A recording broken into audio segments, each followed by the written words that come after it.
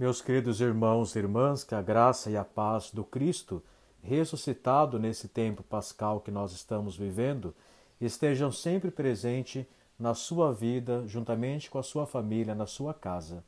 E o tema que nós somos convidados a refletir hoje, ele perpassa aí pela questão da educação. Nossa Senhora, que aparece como mãe, mãe nossa, mãe de Deus, nesse papel de educadora na nossa vida.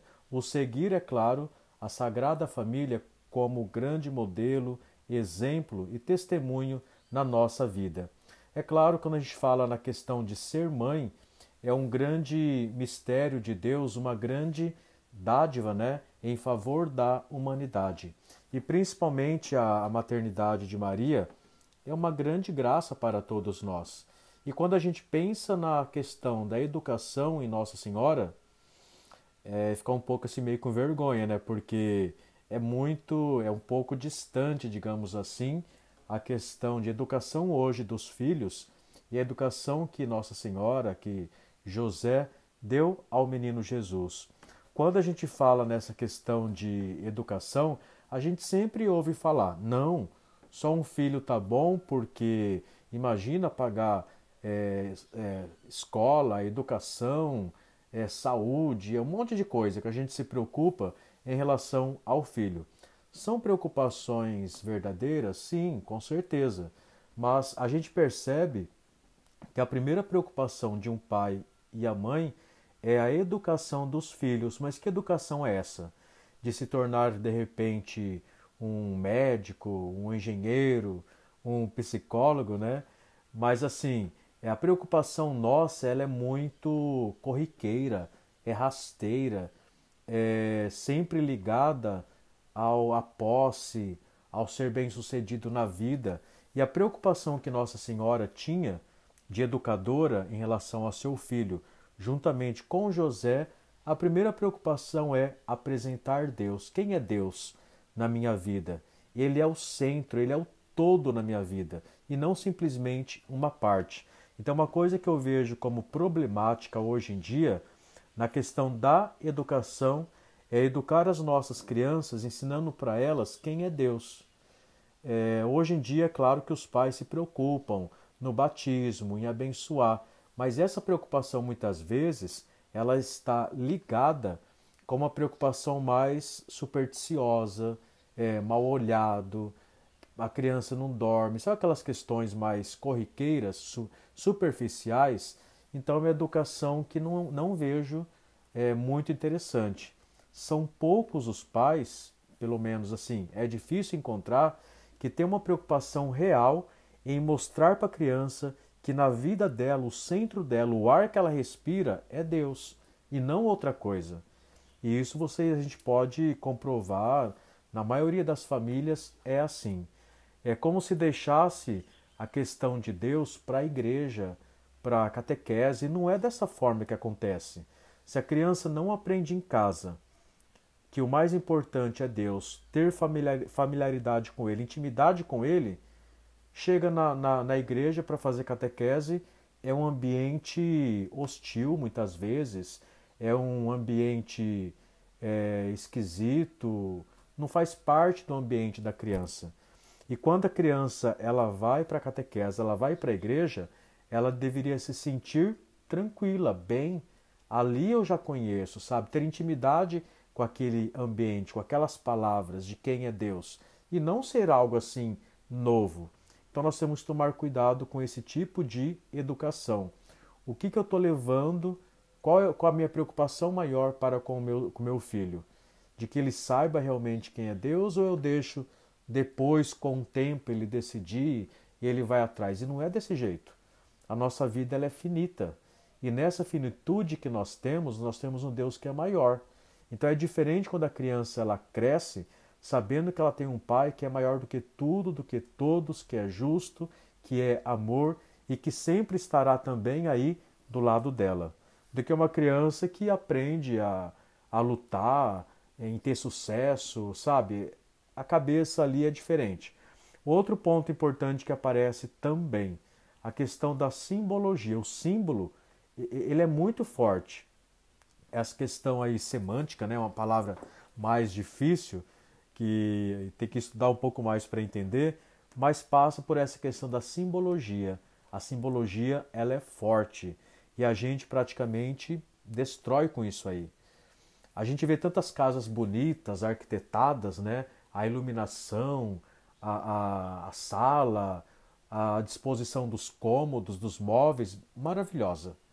Mas procura naquele ambiente algum símbolo que remete a Deus, que nos remete a Nossa Senhora. É muito raro. A simbologia nesse mundo que nós vivemos, moderno, não tem espaço para Deus. O que é a simbologia de uma forma assim bem rasteira, né? E a importância dela também. Nas primeiras comunidades, a primeira igreja lá atrás, no tempo das perseguições, qual que era o símbolo?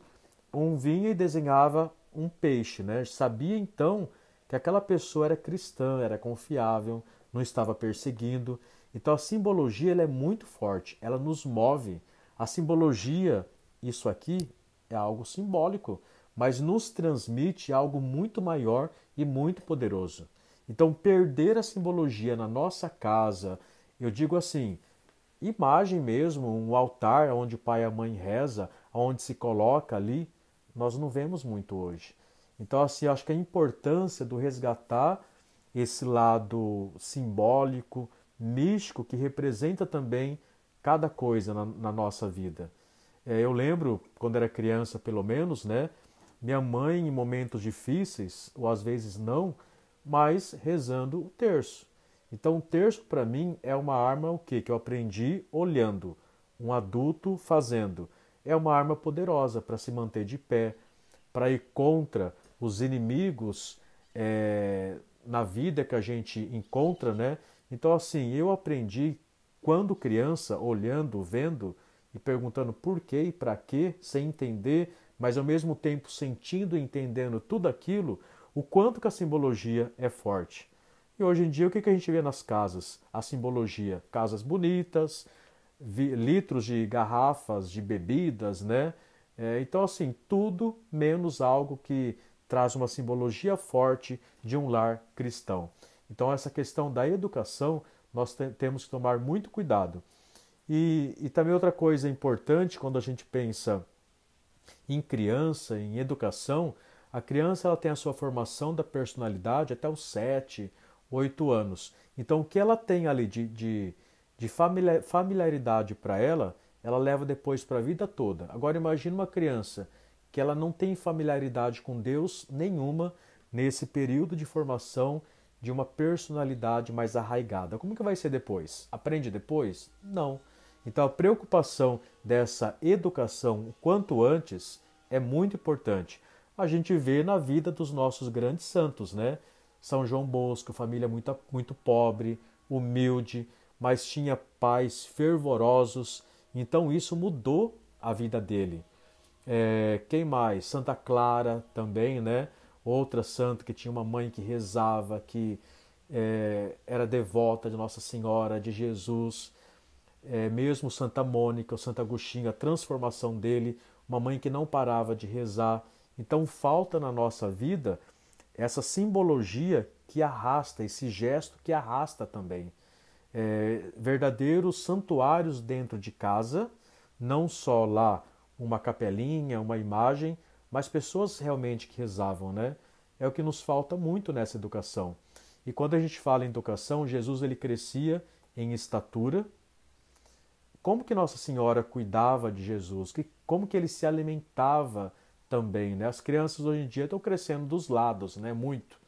E não com uma estatura saudável. A alimentação também passa por aí, como Nossa Senhora alimentava Jesus, do que era supérfluo, de dar tudo que a criança quer.